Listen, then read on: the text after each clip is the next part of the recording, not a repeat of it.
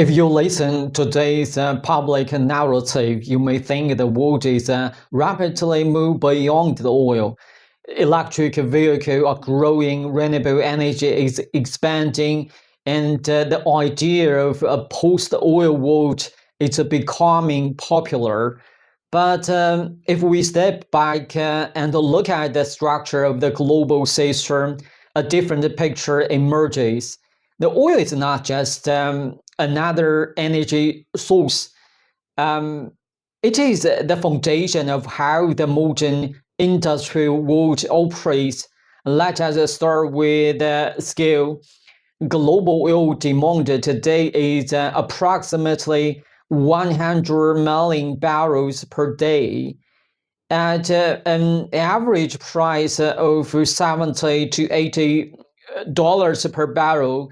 This represents a market measured in trillions of dollars annually. This alone makes oil one of the largest and most important commodity systems in the world. But scale is not the most important factor. Structure is. A common misconception is that oil is primarily used to generate electricity. In reality, less than 5% of global oil consumption is used for power generation. The majority of oil demand, roughly 60%, comes from transportation. This includes cars, trucks, aviation, and global shipping networks. This distinction is critical because electrification mainly targets power generation and passenger vehicle, but a large part of the global transport system still depend on liquid fuels. For example, a long-haul aircraft requires fuels with extremely high energy density. Today's battery technology cannot economically support intercontinental aviation at scale. Similarly, global shipping, which moves around 90% of world trade, relies heavily on oil-based fuels. Replacing this system would require not just new technology, but an entire new infrastructure. Now, let us move beyond energy and look at materials. Oil is not only burned, it is transformed. More than 90% of chemical products are derived from oil and natural gas.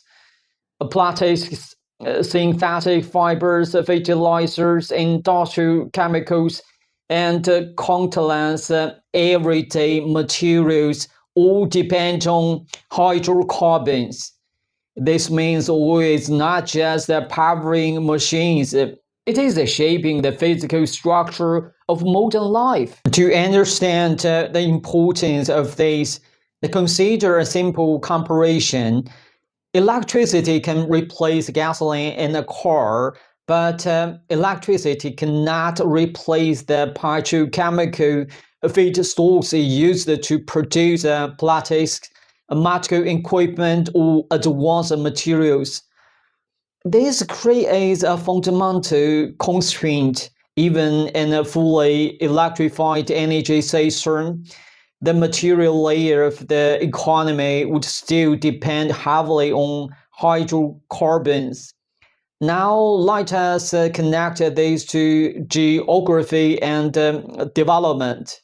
Its energy demand is not static, it grows with industrialization. Emerging economy in Asia, Africa, and Latin America are still in earlier stage of development compared to advanced economy. As income level rise, demand for transportation, manufacturing, and infrastructure also rise. Historically, even major phase of industrial growth has been accompanied by increase the oil consumption, this pattern has not disappeared.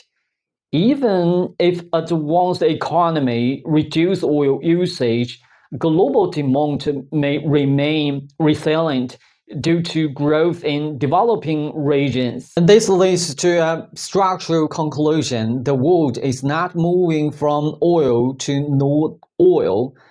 This is moving from a single energy system to a multi-layered energy system. Electricity will expand, renewable energy will grow, but oil will remain embedded in transportation, material, and global trade. If we take all of these factors together, a clear picture emerges.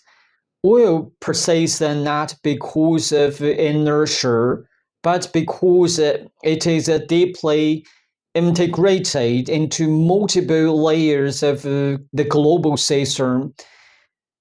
Oil is not just an energy source, it is a system of resources that connects energy, transportation, materials, and global trade. If oil is not so deeply embedded in the global system, then the next question becomes unavoidable. Where the oil actually located and who controls its flow across the world? In the next episode, we will break down the global oil map and the real structure of control.